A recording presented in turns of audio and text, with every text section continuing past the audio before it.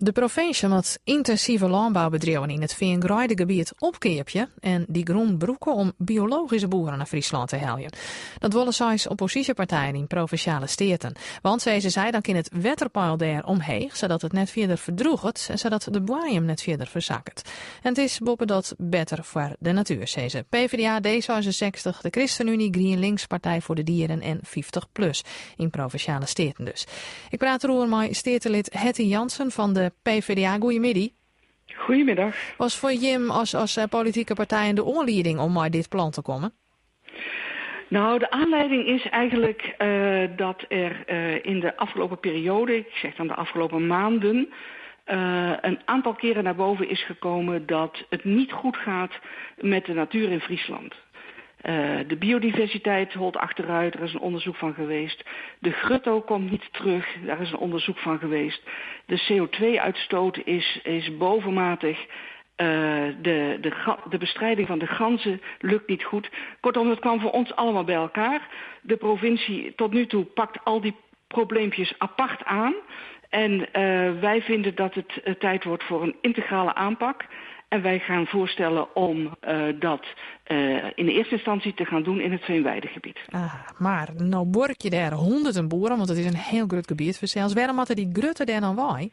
Ja, ik weet niet waar u dat vandaan hebt, dat die groten daar weg moeten. Dat staat niet in het voorstel.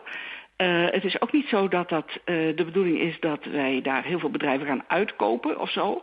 Nee, de bedoeling is dat het helder wordt wanneer het waterpeil daar omhoog zal gaan.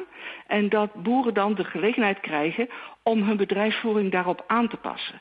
Want het blijkt heel goed mogelijk dat er vormen van agrarische bedrijvigheid mogelijk is met een hoger waterpeil. Alleen die boeren moeten de tijd hebben om hun bedrijfsvoering daarop aan te passen. Ja.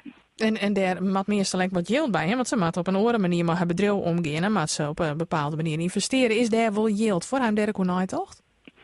Nou, daar moet geld bij. Er zijn echt goede onderzoeken geweest dat er uitstekende verdienmodellen zijn om dat te doen. Dus het hoeft niet slechter te gaan met de boeren dan. Alleen het moet anders. En dat daar misschien wat geld moet ter stimulering of leningen voor investeringen, dat zou kunnen. Maar in eerste instantie is het niet de bedoeling dat daar een soort subsidie voor boeren komt. Dat kan ook niet, want je zit al heel gauw op het gebied van de staatssteun. Ja, precies. Maar nou weten we dit eigenlijk ook al heel lang. Hè? Dat het net goed gaat met de natuur, dat is al jaren bekend. En wat vooral boeren daarin spelen, dat weten we ook wel. En toch is het nog altijd net zoveel dat boeren manmachtig zeggen van oké, we smieten het roer om. Hoe wil jou ze dan nou wol zoveel krijgen? Nou ja, kijk, ik denk dat dat ook een van de punten is. Dat er wordt steeds niet een besluit genomen van op dat moment gaan we echt het peil verhogen. En dan je moet je er dus op voorbereiden dat de wereld verandert. Zolang je dat besluit niet neemt, maar alsmaar blijft praten en plannen maken en draagvlak zoeken. Ja, ik denk dat het dan gewoon te lang gaat duren. En de CO2-uitstoot is nu ook in het huidige regeerbeleid belangrijker geworden. Ik denk dat het echt tijd wordt dat we echt stappen gaan nemen. En dat we dus tegen de mensen die daar wonen en werken zeggen van de komende 10 jaar gaan we met elkaar het anders doen. Ja, daar ga je als politiek nou dan de kooi voor in handen, zeg maar zeggen. Maar ja, je bent oppositie, je hebt geen meerderheid in de steden. Je hebt verlet van help van de coalitiepartijen. Heb je al wat van haar jaren litten? Nee, dat kan ook nog niet, want ons plan is nog niet gepubliceerd. Dat gaat wel de komende maanden gebeuren. Wij gaan daar commissievergaderingen over houden en we realiseren ons dat we oppositie zijn. Maar we zijn natuurlijk wel een hele brede oppositie, 6 partijen. Daar kun je toch niet van zeggen van dat is zomaar een proefballonnetje. Nee, 6 partijen willen dit graag.